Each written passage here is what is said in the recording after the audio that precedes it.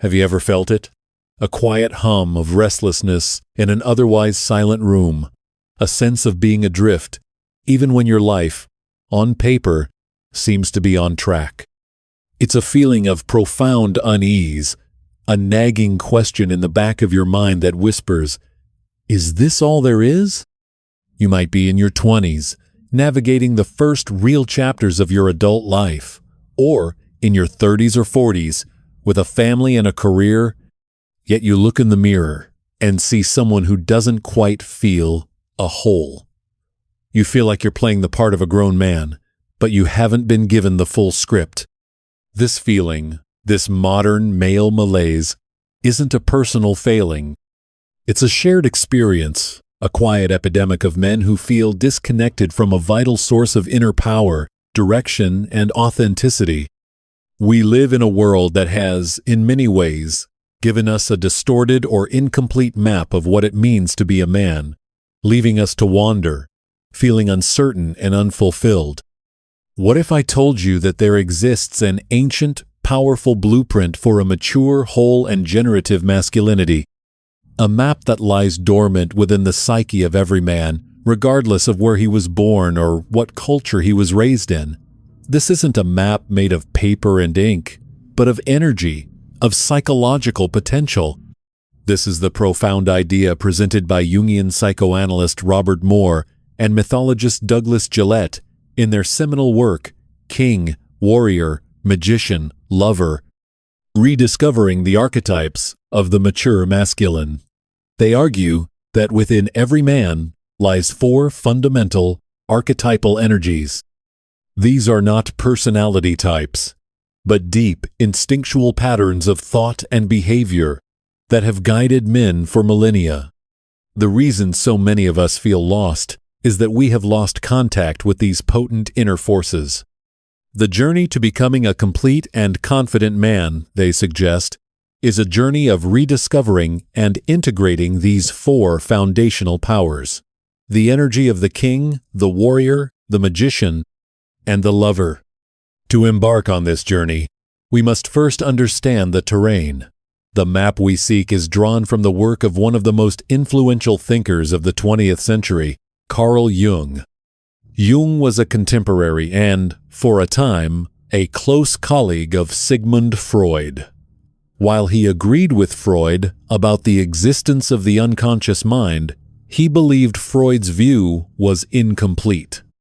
For Freud, the unconscious was primarily a cellar where we lock away our painful memories and forbidden desires. Jung saw this too, calling it the personal unconscious, the unique collection of experiences that shape each of us. But Jung proposed something deeper, something far more vast. He envisioned a collective unconscious, a psychic inheritance shared by all of humanity. Think of it like the deep, invisible currents of the ocean. While on the surface, the waves look different in every part of the world, the underlying currents connect all seas. This collective unconscious, Jung believed, contains archetypes, universal, primal blueprints for human behavior and experience. These archetypes are the source of the recurring themes, symbols, and characters we see in myths, legends, and religions across all cultures and throughout all of history: the wise old man, the great mother, the hero's journey, the dying and resurrecting God. They are the psychic DNA of our species. These archetypes are not who you are. They are the energies that flow through you. You are not the warrior, but you have access to the warrior energy. You are not the king, but the king archetype resides within you, waiting to be accessed. Moore and Gillette took this powerful concept and applied it specifically to the male psyche, identifying the 4 key archetypes of mature masculinity. They saw that our modern society often suppresses these vital male energies, encouraging men to get in touch with their softer side, while neglecting the foundational animus, the masculine principle. While developing empathy, nurturing, and gentleness is crucial for any whole human being, Moore argues that it becomes a problem when it happens at the expense of our core masculine energies. The result is a generation of men who are not fully initiated into their own power, men who remain, in a psychological sense, boys. And this is where our journey truly begins. Because before a man can fully embody the mature archetypes of the king, the warrior, the magician, and the lover, he must first understand and integrate their boyhood predecessors.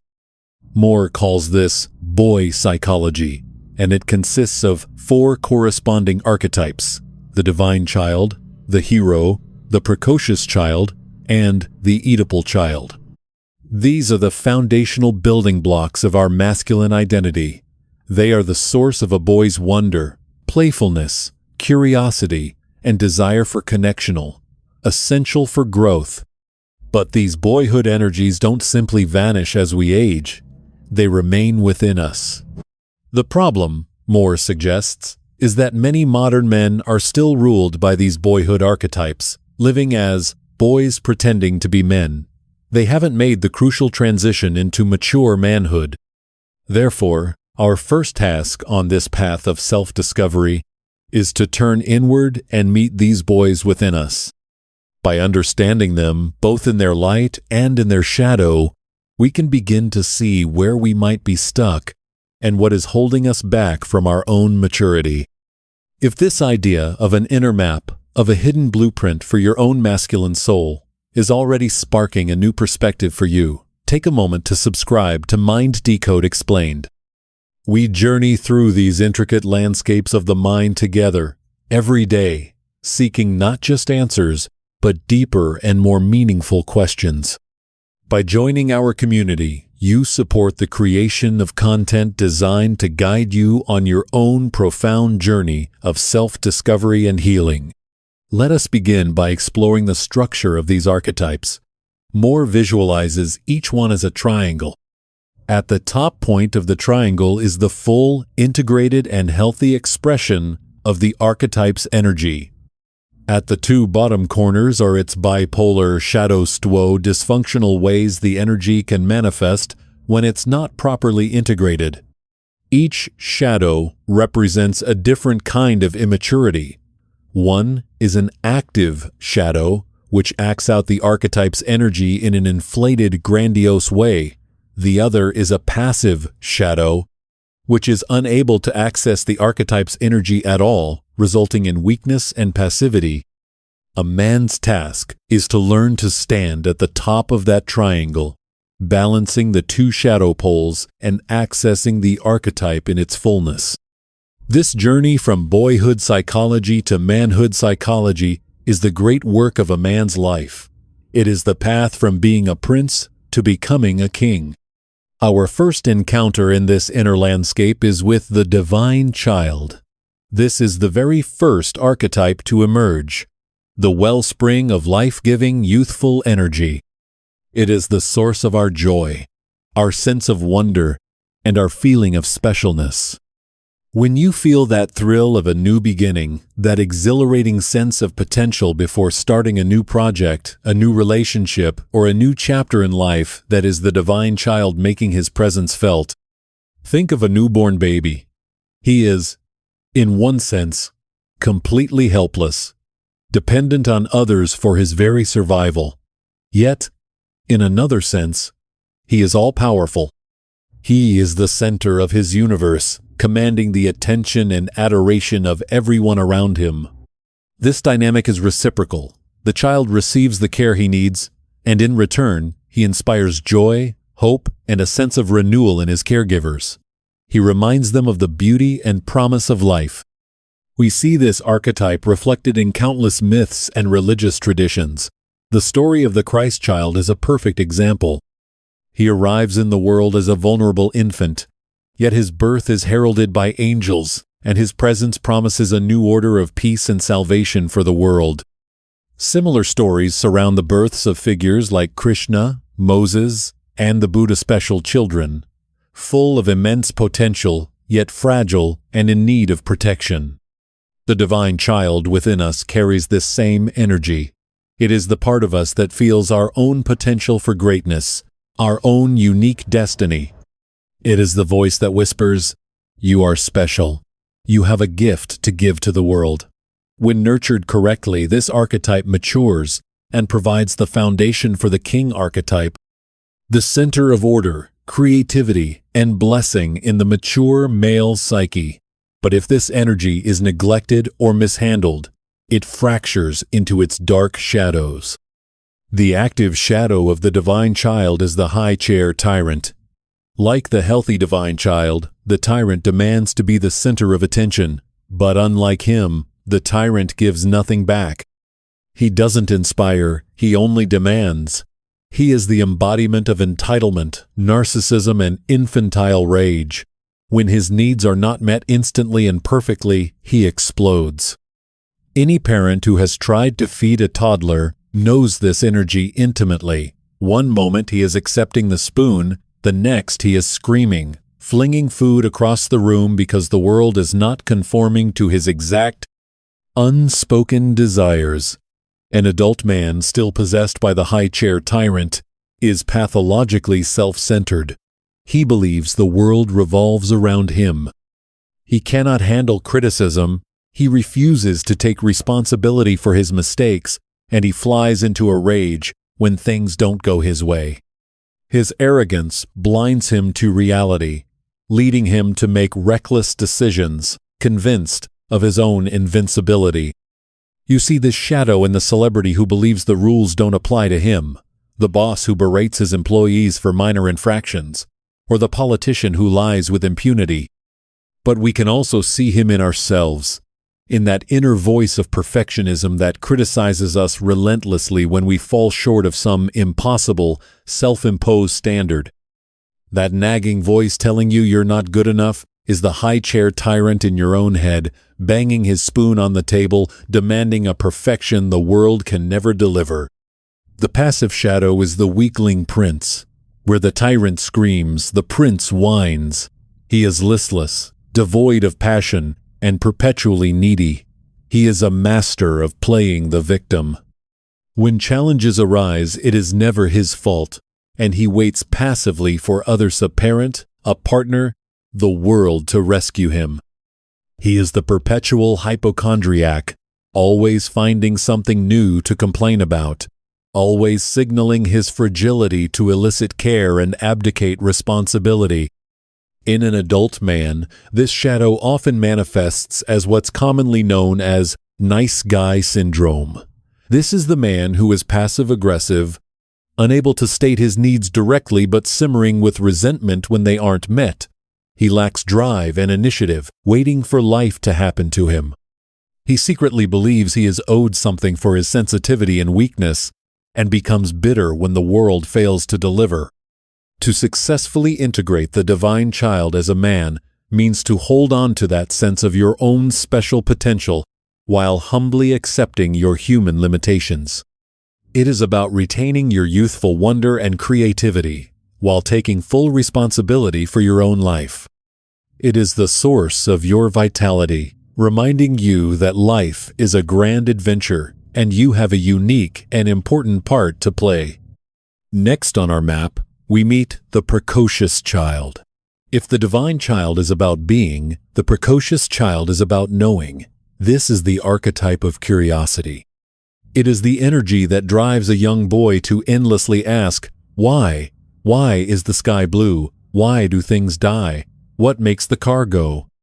It's the force behind the boy, who spends hours lost in a book, meticulously building a complex Lego set, or practicing a skill over and over until he masters it. The Precocious Child is the budding intellectual, the young scientist, the artist in training. He is driven by a deep need to understand how the world works, to take things apart and see how they fit together.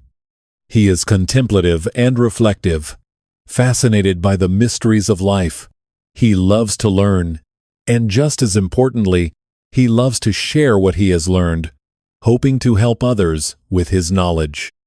A man who stays connected to this archetype retains a lifelong love of learning and a sense of wonder about the world. He refuses to become cynical. When properly nurtured, this energy matures into the magician archetype, the master of knowledge, technology, and ritual in service of the community. But this energy, too, has its shadows. The active shadow of the precocious child is the know-it-all trickster. As the name implies, this is the source of mischievous, and often manipulative, intelligence. The trickster is driven by a feeling of superiority. He believes he is smarter than everyone else, and he feels a compulsive need to prove it, often by cutting others down. He is a master of verbal sparring, sarcasm, and intellectual bullying. Because his sense of superiority often isn't based on genuine accomplishment, he is deeply insecure and envious. He would rather deconstruct and destroy what others have built than create anything of his own. His primary goal is to maintain face, to trick others into believing he is more brilliant and successful than he truly is. This is the man who lives beyond his means, the 40-a-year millionaire, obsessed with projecting an image of success. He is the internet troll who delights in tearing down others' ideas from a position of cynical detachment. He is the one who, like the trickster figure in mythology, can sometimes speak truth to power, pointing out that the emperor has no clothes, but more often than not, his cleverness is self-serving, used to manipulate and deceive for personal gain. On the other side of the triangle, we find the passive shadow, the dunce.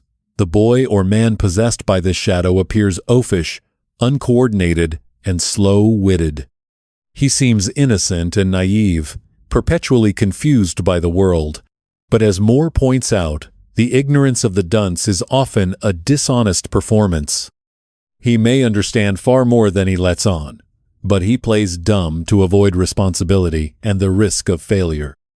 Why try if you can convince everyone, including yourself, that you're just not smart enough to succeed? It's a defense mechanism, a way to opt out of the challenges of life. The dunce is secretly a trickster, but his trick is to feign incompetence. In adulthood, this is the man who consistently underachieves, who sabotages his own success because he's terrified of being truly tested. He lives in a self-imposed fog, disconnected from his own intellectual power. To integrate the precocious child as a man means to cultivate a genuine, humble curiosity for life. It is to dedicate yourself to lifelong learning, not to feel superior, but to gain wisdom that you can then share generously as a teacher, mentor, and guide. Our third boyhood archetype can be, at first, a bit startling. It is the Oedipal Child. Now, it's easy to hear that name and immediately think of Freud's infamous Oedipus complex, the idea that a young boy harbors a repressed sexual desire for his mother. But this is one of those common misconceptions we must dismantle. Moore uses the term in a much broader, more symbolic way.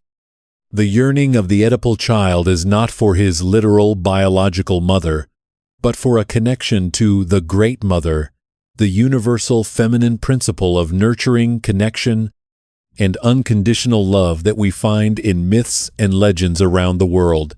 It is a yearning for deep relationship, for emotional bonding. If you find the mythological language a bit much, think of it this way.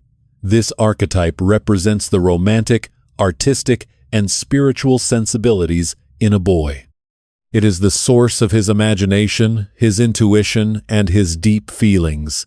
It is the part of him that wants to connect with nature, with others, and with the innermost parts of himself. It is the energy that fuels our appreciation for beauty, art, and music. It's the part of us that feels life deeply. This archetype sows the seeds of a man's spirituality and his capacity for profound intimacy.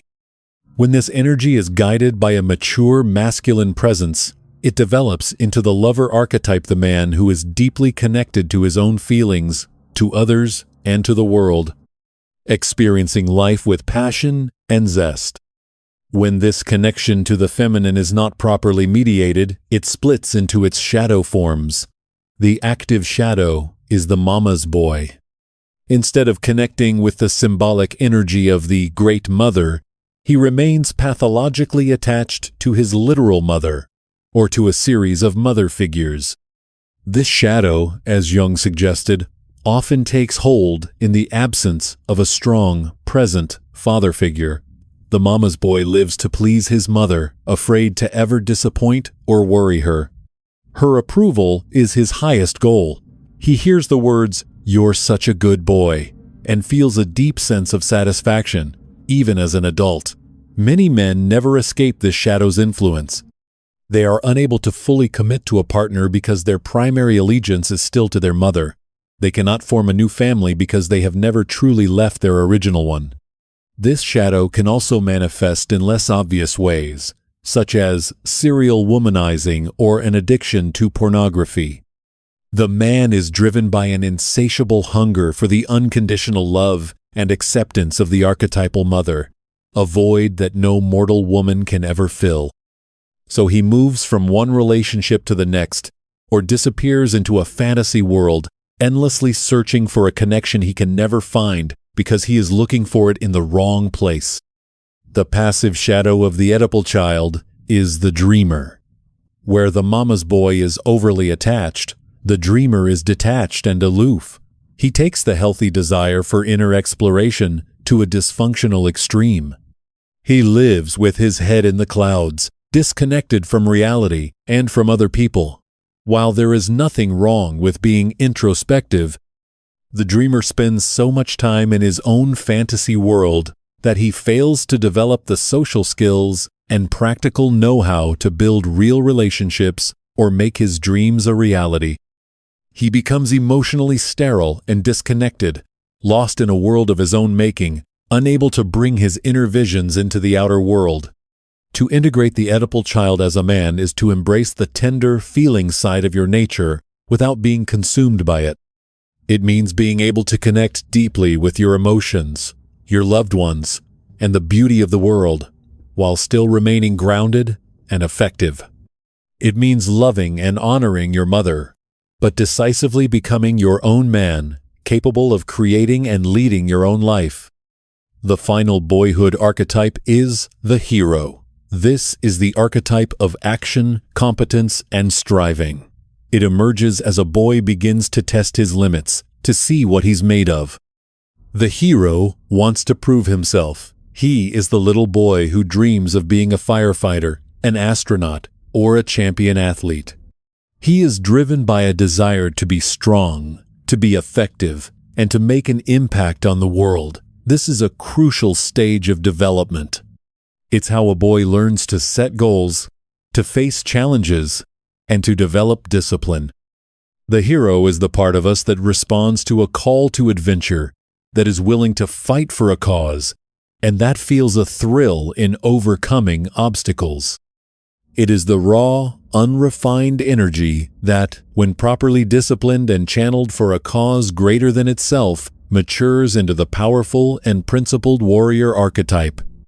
The hero fights for his own glory. The warrior fights for a king, a kingdom, a principle. The active shadow of the hero is the grandiose bully. The bully takes the hero's healthy desire for strength and competence and twists it into a need to dominate and control others. He is arrogant and aggressive, using his strength not to protect, but to intimidate. He sees the world as a constant competition he must win at all costs.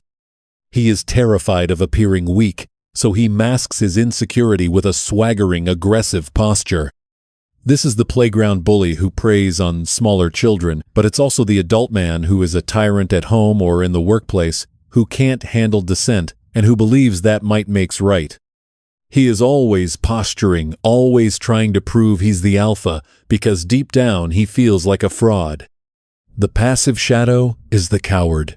The coward is paralyzed by fear. He is the boy who is too afraid to try out for the team, too afraid to ask the girl to dance, too afraid to stand up for what he believes in. He shrinks from every challenge, abdicating his power and his responsibility. He is terrified of pain, of failure, of confrontation. In adulthood, This is the man who avoids conflict at all costs, who allows himself and his loved ones to be mistreated because he lacks the courage to set boundaries. He lives a small, constricted life, a prisoner of his own fear. To integrate the hero archetype is to embrace challenges as opportunities for growth. It is to cultivate discipline and courage, not for the sake of your own ego, but so that you can act effectively in the world, protect what you love, and serve a purpose larger than yourself. And so, we stand here, having taken the first steps on our journey. We have looked at the foundational map of boy psychology, the divine child, the precocious child, the Oedipal child, and the hero. Do you recognize them? Do you feel their energies moving within you? Perhaps more importantly, do you recognize their shadows, the high-chair tyrant's flash of rage when you're cut off in traffic? The dunce's voice whispering that you shouldn't even try because you'll probably fail? The mama's boy's hesitation to make a decision without someone else's approval? The coward's impulse to back down from a necessary confrontation? Seeing these patterns is not a cause for shame. It is a cause for awakening. This is the great insight. The goal is not to kill these boys within us, but to raise them. A mature man does not eradicate the divine child. He integrates its joy and wonder into the benevolent rule of his inner king. He does not crush the precocious child. He channels its curiosity through the wisdom of his inner magician. He does not shame the Oedipal child. He embraces its capacity for connection through the passion of his inner lover. He does not abandon the hero. He disciplines its courage through the integrity of his inner warrior. This is the work. It is the journey from being possessed by these fragmented, immature energies to becoming a conscious man who can access all of them in their fullness. It is the difference between being a boat tossed about by the unseen currents of your own psyche and being the captain of your own ship with a map in your hand and a clear destination in sight. You have now begun to read that map. You have begun to understand the terrain of your own soul. The path ahead is one of integration, of bringing these scattered parts of yourself into a powerful, centered, and generative whole. For the coming week, I invite you to take on a simple practice. Just observe. When you feel a strong emotion, a surge of anger, a pang of insecurity, a wave of pride, a moment of deep connection, gently ask yourself, which part of me is speaking right now? Is it the boy or the man? Is it a shadow or is it the full and noble energy of the archetype? This simple act of awareness is the first and most powerful step on the path to reclaiming the lost map to your own authentic manhood.